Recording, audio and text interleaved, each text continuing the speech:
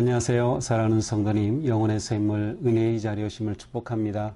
생명의 주님이 우리와 함께 하십니다. 우리와 함께 하시는 주님을 찬양합니다. 기도합시다. 주님의 거룩하신 이름을 찬양합니다. 주님의 그 크고 놀라우신 은혜에 감사드립니다. 오늘도 주님의 생명의 말씀을 듣고자 합니다. 우리의 마음을 열어주시고 우리의 귀를 열어주시고 우리의 눈을 열어주옵소서. 주시는 말씀이 우리를 새롭게 하시고 일으키시고 진리의 길로 나아갈 수 있도록 저희들을 이끌어 주시는 은혜와 능력의 말씀 되게 하여 주시옵소서. 예수님 이름으로 기도합니다. 아멘. 오늘 말씀은 열왕기 하 2장 15절에서 25절입니다. 맞은편 여리고에 있는 선지자들의 제자들이 그를 보며 말하기를 엘리야의 성령이 하시는 역사가 엘리사 위에 머물렀다 하고 가서 그에게로 나아가 땅에 엎드려 그에게 경배하고 그에게 이르되 당신의 종들에게 용감한 사람 50명이 있으니 청하건대 그들이 가서 당신의 주인을 찾게 하소서. 염려하건대 여호와의 성령이 그를 들고 가다가 어느 산이나 어느 골짜기에 던지셨을까 하나이다 하니라. 엘리사가 이르되 보내지 말라 하나 무리가 그로 부끄러워하도록 강청하매 보내라 한지라. 그들이 50명을 보내었더니 사흘 동안을 찾되 발견하지 못하고 엘리사가 여리고에 머무는 중에 무리가 그에게 돌아오니 엘리사가 그들에게 이르되 내가 가지 말라고 너에게 이르지 아니하였느냐 하였더라. 그 성읍 사람들이 엘리사에게 말하되 우리 주인께서 보시는 바와 같이 이 성읍의 위치는 좋으나 물이 나쁨으로 토산이 익지 못하고 떨어지나이다. 엘리사가 이르되 새 그릇에 소금을 담아 내게로 가져오라 하매 곧 가져온지라. 엘리사가 물 근원으로 나아가서 소금을 그 가운데에 던지며 이르되 여호와의 말씀이 내가 이 물을 고쳤으니 이로부터 다시는 죽음이나 열매 맺지 못함이 없을지니라 하셨느니라 하니 그 물이 엘리사가 한 말과 같이 고쳐져서 오늘에 이르렀더라. 엘리사가 거기서 베델을 올라가더니 그가 길에서 올라갈 때에 작은 아이들이 성읍에서 나와 그를 조롱하여 이르되 대머리여 올라가라 대머리여 올라가라 하는지라. 엘리사가 뒤로 돌이켜 그들을 보고 여호와의 이름으로 저주하매 곧 수풀에서 암곰 둘이 나와서 아이들 중에 42명을 찢었더라. 엘리사가 거기서부터 갈멜산으로 가고 거기서 사마리아로 돌아왔더라. 아멘. 자, 어제 본문에서는 엘리야가 이제 하늘로 올라가고 이제 엘리사가 남았죠.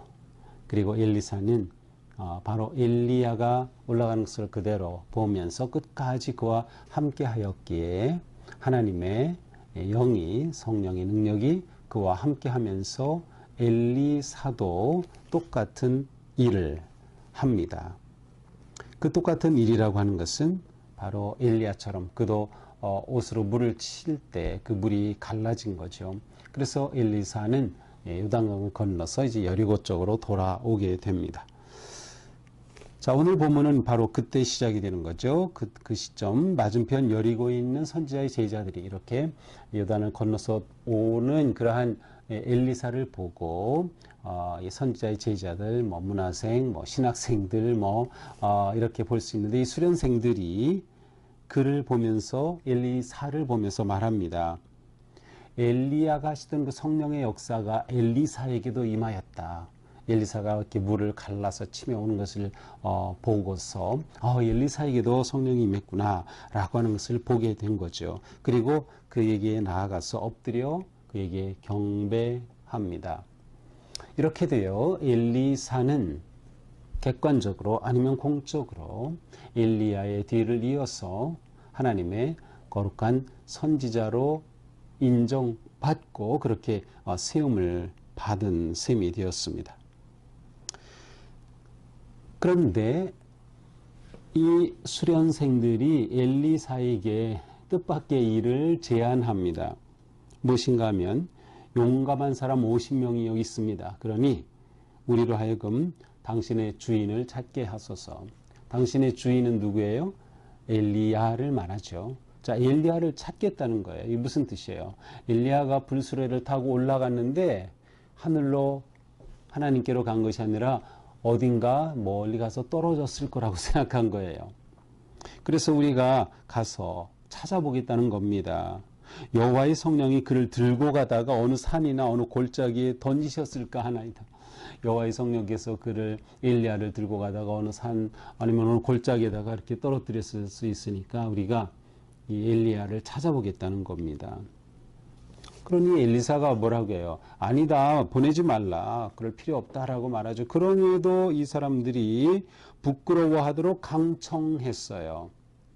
부끄러워하도록 너무나도 성가시게 계속 졸라대는 겁니다. 아닙니다. 우리가 가서 엘리야 선생님 우리가 찾아야겠습니다. 계속 그러니까 하는 수 없이 엘리사가 좋다 보내라 이렇게 해요. 그래서 이 50명이 수색대가 되어서 엘리야를 찾으러 나갑니다. 뭐 엘리야 찾겠어요?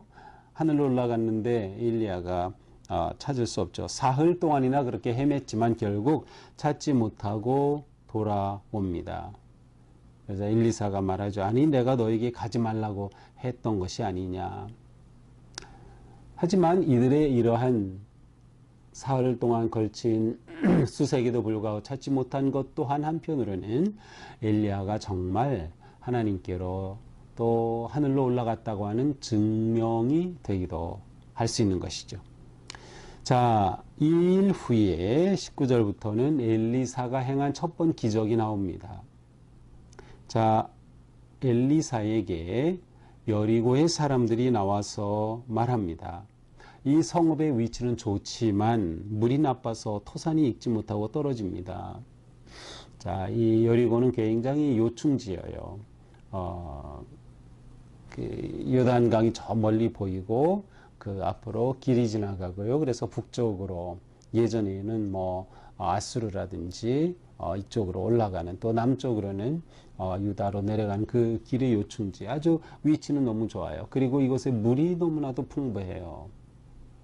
그런데 문제는 뭐예요? 물은 풍부한데 나쁜 물이에요. 쓴 물인 것이죠. 그래서 물이 나쁘니까 어떻게 됩니까? 토산이 익지 못하고 떨어집니다. 열매가 잘 맺히지 못하는 거예요. 그래서 이걸 고쳐달라는 거죠. 그러니까 엘리사가 새 그릇에 소금을 담아와라. 그들이 소금을 담아오죠. 그러니까 엘리사가 이렇게 말하면서 그 소금을 물이 나오는 샘물이 솟구쳐 나오는 그곳에 소금을 뿌리면서 말합니다. 여호와의 말씀이 내가 이 물을 고쳤으니 이로부터 다시는 죽음이나 열매 맺지 못함이 없을지니라 하셨느니라. 불임과 반역의 땅이었던 이곳이 이제 치유될 것을 선언한 거예요. 이 물을 고쳤다. 더 이상 죽음이 없고 열매 맺지 못함도 없을 것이다. 풍요로운 그러한 열매가 맺을 것이다. 근데 정말로 그 후로부터 이 모든 것들이 다 사라지고 완전히 고쳐졌어요. 열매가 풍요로운 땅이 됐어요. 지금도 이 여리고에 가면 이 샘이 유명합니다. 가서 보면 물이 지금도 콸콸 쏟아져 나오고요. 여리고의 샘물 아주 유명하죠. 그리고 이 지역은 아주 오아시스처럼 전체적으로는 다 광야같이 보이는데 굉장히 비옥한 그런 땅을 이루고 있어요. 물이 풍부하니까 말이죠. 그래서 이렇게 여리고가 물이 좋은 물로 바뀐 그런 기적. 이것이 엘리사가 행한 첫 번 기적입니다. 자, 엘리사가 여기 여리고에 있다가 이제 베델로 갑니다. 베이트 하나님의 집이라는 그런 뜻이죠. 이 베델로 가는데 길가에 있던 아이들이 성읍에 나와서 조롱을 합니다. 여기서 작은 아이들로 되어 있지만 사실은 우리가 생각하는 어린아이가 아니고 이것은 30대까지도 말할 수 있는 그런 청년들, 젊은 사람들을 다 포괄하는 그런 단어예요. 그래서 아이라고 보통 우리가 생각하는데 그냥 젊은 사람들이라고 보면 됩니다. 나와서 엘리사를 조롱합니다. 뭐라고 조롱합니까? 대머리여 올라가라, 대머리여 올라가라. 엘리사가 대머리였던 것을 알 수 있어요. 대머리에 올라가라는데 세번역에 보니까 대머리여 꺼져라, 대머리여 꺼져라 이렇게 외쳤습니다. 아마도 엘리사는 자신의 대머리에 대해서 굉장히 뭐라고 할까요? 수치심 내지는 그것을 굉장히 자격지심을 가지고 있었던 것 같아요. 왜냐하면 이 젊은 사람들이 이렇게 외치자 엘리사가 그들을 보고 여호와의 이름으로 저주를 했어요. 여호와의 이름으로 저주하자 숲에 있던 암곰 2마리가 나와가지고 이 젊은 사람들을 다 찢어서 몇 명이나 죽어요? 42명이 찢겨 죽었어요. 비참한 일이 일어난 것이죠. 그리고 엘리사는 그곳에서 갈멜산 쪽으로 올라가서 사마리아로 가고 말았습니다. 물론 이 갈멜산은 엘리야 스승이었던 엘리야가 바알 선지자들과 싸워서 이겼던 그 갈멜산이죠. 그래서 이것을 거쳐서 감을 통해 엘리사 역시 엘리야와 같이 하나님의 권능의 선지자임을 또한 보여주기도 합니다. 자, 이 두 번째 사건이라고 할 수 있는 이 젊은 사람들 42명이 곰에게 찢겨 죽은 이 사건은 정말 끔찍한 사건이죠. 그러나 이것에 관해서는 더 이상 다른 설명은 없습니다. 자, 이것이 오늘의 말씀이에요. 자, 오늘 말씀을 통해서 우리는 먼저 하나님의 역사는 계속된다. 엘리야와 함께 일하시던 하나님은 뒤를 이어 엘리사와도 함께 하신다는 것을 볼 수 있어요. 사명은 결코 멈춰지지 않습니다. 하나님께서는 우리가 하나님의 뜻을 이루어가도록 계속 대를 이어서 사람에게서 또 사람으로 계속 사명을 완수해 가기를 원하십니다. 그래서 우리 교회에 또 우리는 믿음으로 계속 복음을 전도하면서 하나님의 사람들을 일으켜야 하는 것이에요. 다음 세대도 일으켜 세워야 하는 것이죠. 하나님의 영은 같은 일을 하시는 것을 우리는 볼 수 있습니다. 하나님은 언제나 사람을 통해 일하신다. 그래서 우리는 그러한 사람으로 헌신되고 또한 그러한 하나님의 사람을 계속 세울 수 있어야 된다. 이때 하나님의 사람에게 중요한 건 무엇이에요? 하나님의 영에 감동되는 것이에요. 엘리사가 엘리야에게 갑절의 영을 구하였던 것처럼 하나님의 영이 함께 하시는 사람, 이것이 중요한 거죠. 우리는 이러한 사람이 되어야 돼요. 하나님은 우리와 함께 하셔요. 부활의 주님은 우리와 언제나 함께 하셔요. 우리가 그 주님을 의지해야 하고 따르는 것이 너무나도 중요한 것입니다. 자, 이렇게 하나님의 역사가 권능이 계속될 때 무슨 일이 일어납니까? 치유와 회복의 역사가 일어나는 거죠. 엘리사를 통하여서 여리고의 그 쓴물이 단물로 바뀌는 풍요와 생명의 땅으로 바뀌는 놀라운 역사가 일어납니다. 여리고가 회복이 된 것이죠. 어쩌면 이 여리고의 회복은 우리가 그 이스라엘의 역사 가운데 여호수아서에 보면 이 이스라엘 백성들이 처음 가나안 땅에 들어갔을 때 여리고 성을 정복하죠. 그때에 여호수아가 그 땅에 대해 그 저주의 그러한 선포를 하죠. 아마 그것으로 인해서 이 땅이 이렇게 계속 쓴물이 나는 곳이 되었는지 모르겠어요. 그런데 바로 엘리사를 통해서 회복시켜 주시는 거예요. 회복시켜 주신다. 이것이 하나님의 놀라운 일이죠. 여리고 땅을 회복시켜 주십니다. 자, 그런데 끔찍한 사건이 일어났죠. 하나님의 사람인 엘리사가 그 권위를 조롱받은 겁니다. 하나님의 사람을 조롱한 거예요. 자, 이 사건에 대해서 보는 시각은 대체로 여호와의 사람, 하나님의 사람의 권위, 곧 하나님이 그와 함께 하시고 하나님이 세운 사람의 권위를 조롱하고 무시하고 그렇게 노리는 것에 하나님이 심판하신다. 아니면 그렇게까지는 아니라 하더라도 하나님의 권위에 대한 조롱이 옳지 않다라고 하는 것이 일반적인 그러한 의미의 해석이에요. 근데 저는 이것을 좀 다르게 이렇게 보았어요. 그것은 하나님께서는 엘리사에게 분명히 성령의 감동을 통해서 놀라운 그러한 역사의 권능을 주셨어요. 이 권능의 사용은 엘리사에게 달린 겁니다. 그래서 오늘 사건은 하나님의 사람이 하나님이 주신 그 권위와 권능을 어떻게 사용하느냐를 보여주시는 것 같아요. 생명을 살리고 풍요로 변화와 은혜의 열매를 위해 사용할 수도 있고요. 저주를 하게 될 때 그것은 끔찍한 죽음과 절망의 열매가 생길 수도 있는 거예요. 둘 다 하나님의 능력으로 일어나는 일이지만 그것을 어떻게 사용하느냐에 따라서 이렇게 전혀 다른 열매가 나타나는 거죠.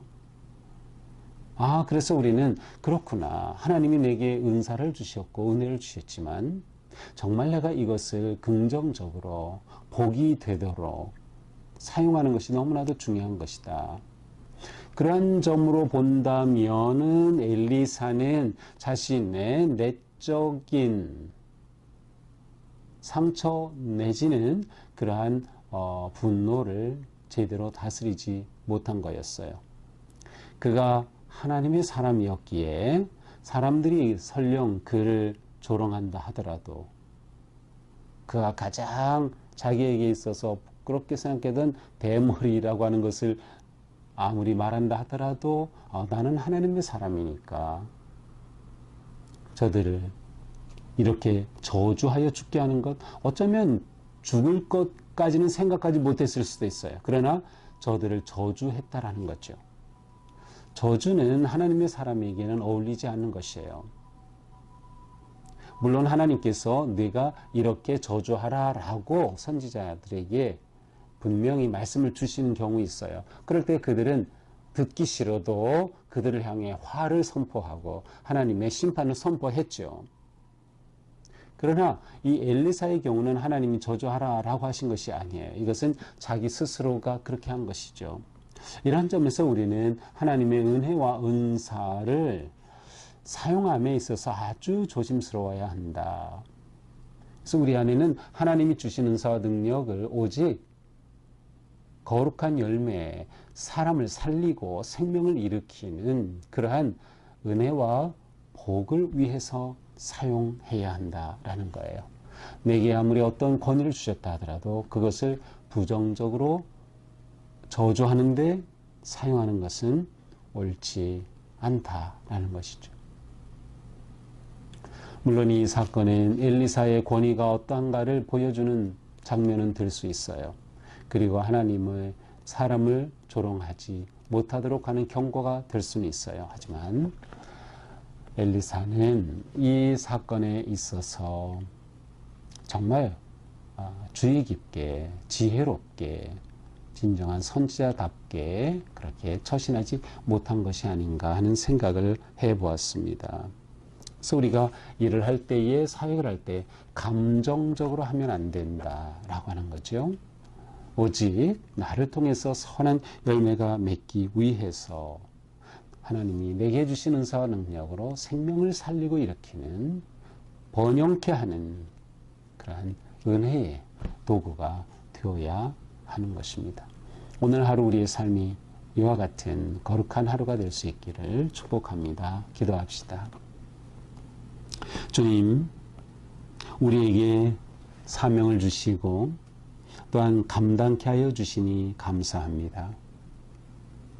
우리에게 맡겨주신 사명 잊지 말고 자나깨나 오직 하나님의 나라와 영광을 위하여 힘쓰는 우리가 되게 하여 주시옵소서.